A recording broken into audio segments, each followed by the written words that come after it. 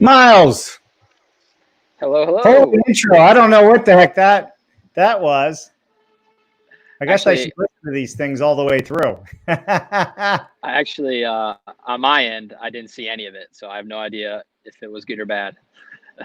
I don't know what was happening there. I think I put a sizzle reel up that somebody added to show me, and I didn't watch it all the way through. But it was so good.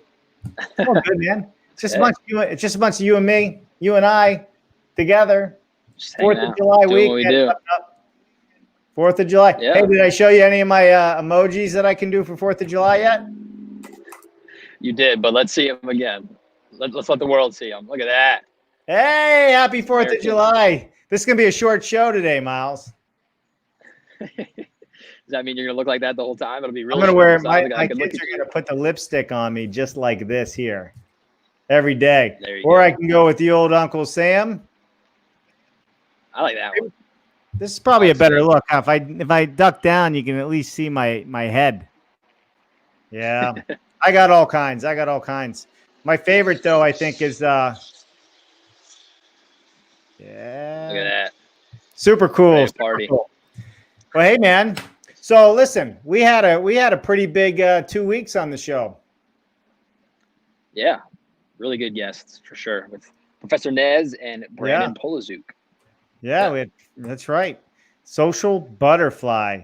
So today, if you're just joining us, we are live on LinkedIn, Facebook, and YouTube, and we are getting ready to just send everybody off for the holiday. Miles Biggs is currently sitting on a bench outside the auto dealer because his your engine light came on in your car and you're leaving to go away this week. that's right. So the car was yelling at me. I figured before I take it 12 hours to the beach, I should make sure it doesn't yell at me even louder on the side of the road. So Yeah. sitting at the Toyota dealership, and nice folks got me in last minute. So yes, That's coming to sweet. you live and on location today.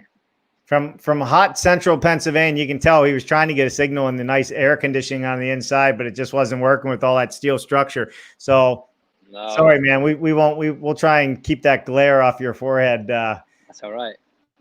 It's warm. Actually in the shade too, so it's good. Yeah. So let's hop into it real quick. We'll just do a quick recap, and that's going to be the show for today. Quite honestly, so Miles, why don't you start us off? And what was the biggest takeaways that you had from Professor Nez and Brandon? Sure. Yeah. Well, I think two big things came away for me for both of them, and it's always gratifying for me when I hear other people say things that I've been saying, Right. which is good. So the thing I heard both of them say, which I very much believe in, is that you should really focus on providing as much value as possible when it comes to anything you're doing with online content creation or building your brand. You really have to show people that value before they're willing to pay. So Yeah. providing value, over providing, exceeding expectations was both the thing that they both talked about. Right. And then they both mentioned as well, just taking action. So not getting stuck in that over analysis of things and just not being afraid to try, do it scared, like we talked about, right? Where it might suck at first, and it probably will. But if you don't take forward motion because you're afraid of what might happen, then you're never going to get through the crap to actually be skilled and increasing your influence like we've been talking about. So those two things were the big takeaways for me. Yeah, no, they really are. I mean, they both said, and if you're just joining us, I see some more people joined in. We're just doing a quick recap. Miles is getting his car fixed. Can't travel on vacation like that. Don't worry.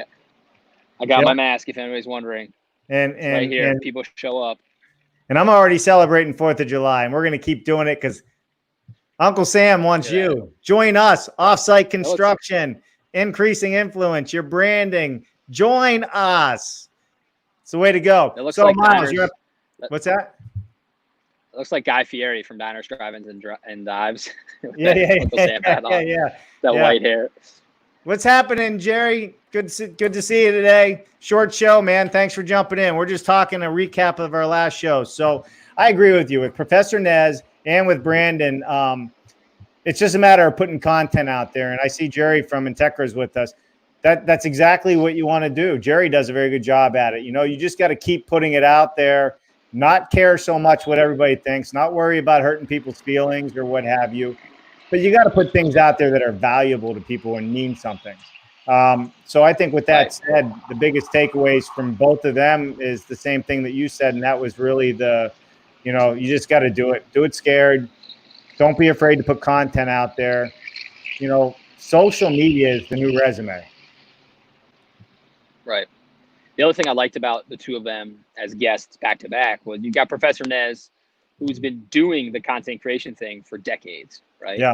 And then you have Brandon, who's been alive for just decades. I mean, he's just barely 25, Yeah. right? And Nez has been doing it for as long as he's been alive, but they're both showing that you don't have to be, can't say I'm too young or I'm too old. Like, age shouldn't be a factor. And you also have Professor Nez showing up in a polo shirt, and he's more polished in his appearance, right? Not that Brandon was sloppy, but like he said, he prefers to wear snapback and jeans, and he doesn't think that your intelligence should be dictated by your wardrobe, right? He knows what he knows, and he's confident, and this is what he's comfortable in. So I thought what I liked is that they're both had similar messages and have their own impact online, but they're both doing it their own way, and they're both in different generations. So it just dispels any of those myths that people have or preconceived notions that people have about what you have to be, because none of that really matters. It doesn't matter. And the interesting thing that they also both did is they both gave a lot. They both do a lot for other people, whether in their industry or what they're going after, without expecting anything in return. And that's a very powerful thing. That's even just they keep putting themselves out there. They promote other people. They promote what's happening in their worlds. And it's paying dividends on them, for them big. I mean, come on, Brandon worked with the master, Gary Vee. Yeah. Get to work with Gary Vaynerchuk. I mean, come on. Maybe Brandon should get Gary Vee on our show. Yeah, maybe. Why do you or work we have that to angle, Miles? we got to take a page out of Brandon's book, and how he got it was he didn't go after Gary Vee, right? He was talking about approaching people that are in that heavy hitter circle, and providing the value there, because it's really not Gary Vee who's booking himself on these live streams. It's going to be somebody that's working for him that we'd have to connect with, and that gatekeeper would get that person on the show. So that, to your point about providing value, I think that was a great strategy that he shared with us, right, for free, to the point of giving stuff away. Also, think was cool about both of them, and people don't get to see this, what I'm about to talk about, because it often happens before you and I go live or after we go live, is there's always sort of like a pre-show and a post-show when we have a guest, where we're talking to them, setting expectations. Then we go live and talk to all of you. And then when we're done, it's just the three of us recapping. And both of them were asking, hey, what can I do for you two? How can I bring you value even more, even when no one was watching? So those guys are both just very awesome people, definitely have a lot of integrity. And even when the camera's not, quote unquote, rolling, they're practicing what they preach. Right. Well, here, let's, Jennifer said, don't worry about vanity metrics. A great lesson from Professor Nez: provide valuable content your audience will consume. It's all about value. You can't just get on here and start saying, hey, well, I'm eating pizza again tonight for dinner. Or get on and just start selling something, right? You go right into a sales pitch every conversation, people tune you out. That's not what they're there for. So that happens to me every day. It's when I'm on these networking apps, like I've talked about before, trying to find people that I vibe with for coaching clients and stuff. There's so many people ask, hey, tell me a little bit about what you do. I'd love to know what your goals are. And they go, hi, nice to meet you. And then throw up a sales pitch on me. And it's like, you didn't even answer my question first. Right. And then second, I don't want to buy it. No. And then you just unmatch. But to his point about metrics, a phrase I've heard before that I really like is to focus on going deep and not going wide. So, that's going to really touch on engagement. Like and Brandon talked about this, I thought it was a really good way that he phrased it. Like, imagine you were invited to speak to a room of 100 people. That would be a pretty big deal. To get in a room and speak about 100 people, their undivided attention, that's not something to snub your nose at. But for some reason, if you only get 100 views on your Facebook post, it doesn't feel like that's enough. You wish there was a higher number. But instead of wishing the numbers higher, really try to focus on engagement in the comments, direct messages. How do you convert them? If you have 100 people that look at your stuff and then 100 people that are buying your thing versus 5,000 people that are looking at your stuff and 5 people that buy your thing, which would you rather have? Yeah, yeah. You know, I don't know if I told you when Brandon, within about a half hour of him getting off our show, he sent me because I sent him a message about a follow up conversation, and he had some people automatically respond to him to do business together. That's awesome. It was very awesome. I was kind of shocked to see it, but we hear that often, even on our show, the amount of networking that's happening just by having people show up and then in the comments and the banners. There's effects to what we do that you don't even know that you're doing, and you can't count it by the number of people that are showing up on your live feeds. You can't count it by how many likes you have. You can't count it by how many comments you have. It's a collaboration of everything that you're doing. Right. I mean, that's the whole thing. To that point. Yeah. Good. Go ahead. I was gonna say it's a snowball effect, right? I mean, you never know which of these live streams is gonna land you a deal or land me a deal. But what I do know is that they're all living out on the internet forever. After we're done going live, it gets posted up on LinkedIn, YouTube, Instagram, all the things you're talking about. If you Google my name right now, you're gonna find these live streams, and who knows, for years after this, someone might watch this very conversation and say, I like this guy, I want to talk to him, I'd like to work with him, and then the phone rings.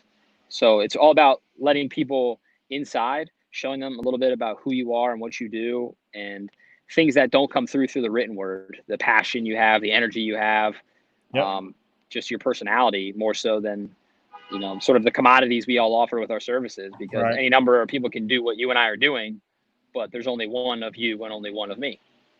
I know. I need 5 of me right now. Can you help? Yeah, I could use 5 of me too. So figure that out. Let me know. So Brent Musson, I think I say that right. Musson, I believe 90% of social media work should be research and prep. A strategically significant randomized survey can inform what topics you cover, etc. What do you think about that, Miles? Yeah, I think I don't know if 90% is the exact metric, but I get the heart of what he's saying, right? Is that strategy needs to come before execution. Otherwise, you're just making noise. So you have to know what your audience is looking for and then give them what they're looking for. Now, that can come from a survey, or that can come from a lot of trial and error where you do a bunch of posts and see which resonates more with different people. Right. But absolutely, if you don't have a plan or a rule, then everything's an exception to that rule, right? So it's better to have a plan and then deviate from it than not have any plan at all. Yeah. Well, it's very true, and even with all the shows and all your podcasts, we strategically both know where we're going. You know where you're going with your book launch and your TEDx and podcast, right? And you're strategically thinking it through. That's like I said, you just can't get on here and talk about your pizza. But, not doing anything is the wrong idea as well. A lot of people get stuck in like, all right, so they're 90%. Well, you got to spend a whole lot of time planning. They say, I just don't have time for that. I'm busy. However, assuming that everybody knows what you know is different. I mean, how many times during the day could you stop and just go, I should post something about this because I know it very well, just put something up that you're working on, because it probably has meaning to somebody else that's doing it. I think people just got to get started somewhere. The planning thing, yes, if you're going to strategically do it day in and day out and make a living of it, is one thing. But on the other side of it as well, if you stay focused on what and what you're doing, and each week you build content on that, it's really not that hard to plan it out. It's really not that hard just to do it on the fly either. Right. And so it makes what you're saying, right? If you're going to do a randomized survey to the question or the comment we had, right, you have to have an audience to send that survey to, right? Otherwise, no one's going to fill out that survey. So how do you build an audience? Is you have to just start putting stuff out there. Yeah. So I think it's a mix of what you just said and then what that commenter was saying. Maybe somebody starting out should just do a survey asking people what they think they should talk about. What do they think let somebody else tell you what you're an expert on or what they think you're an expert on. Have a survey about all the, 4 things that you love, and let people vote on which one they would like to hear you talk about. That might be a great way to start.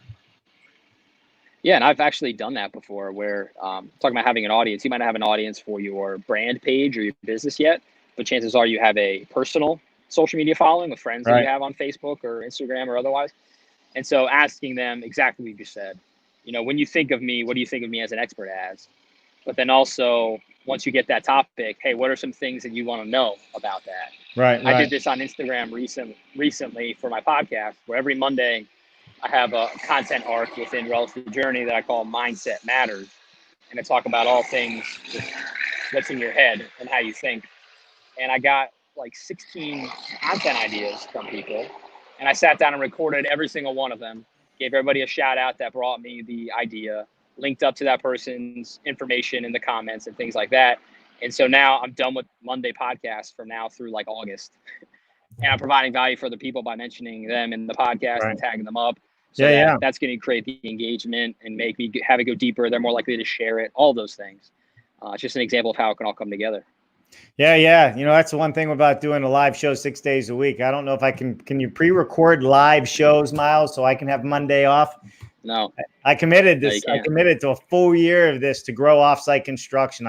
I committed a full year to see if we can take what we do in this industry and world to the next level, you know, and I think 6 days a week, some days it's, you know, some days you're tired, but like you said, I think it's the constant pressure. It's the constant message. It's constantly putting it out there. Jen said, Miles, execute. Where is your sign, Miles J. Biggs? Yeah, it's back at home. Yeah. I'll just get it tattooed on my forehead there. Right. For sure. Well, Miles, I think we're going to keep this short because I know you're getting your car fixed, and everybody's kind of, I'm sure, tuning out, hoping to relax 4th of July. I don't know how many people are actually back out in the field working, but either way, I want everybody to have a nice 4th of July, and just, you know, I think the common thread and the common message of everything we learned from Brandon and Professor Nez was you got to do something. You know, social media is the new resume, you know, and when you're stuck at home, you have to connect. You have to connect. Brent has another comment here. Let's do it real quick. Kind of liking Brent. My doctoral research included interviews with the biggest multifamily developers in LA. I knew some already. Now I'm first name basis with all of them. Research can create an audience. Yeah. Yeah, 100%.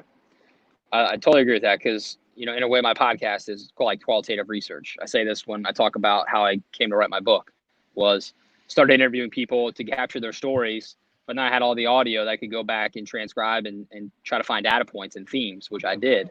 Yeah. So if he's doing his own research, absolutely. He's picked their brain. He's gotten to know them. He's built that rapport. He's got that name and contact info in his Rolodex in his audience. And now he can go and leverage that however he needs to. Yeah. Sure. Brian, I'd be interested to learn a little bit more about what you got that doctorate in, right? Yeah, he sounds like an expert interview, right? Yeah. I'd like to learn more about what he actually does. My doctoral research included, you know, he's talking to multifamily developers, so he's definitely in our world of housing somewhere. So that's always cool. All right, Miles. Well, listen.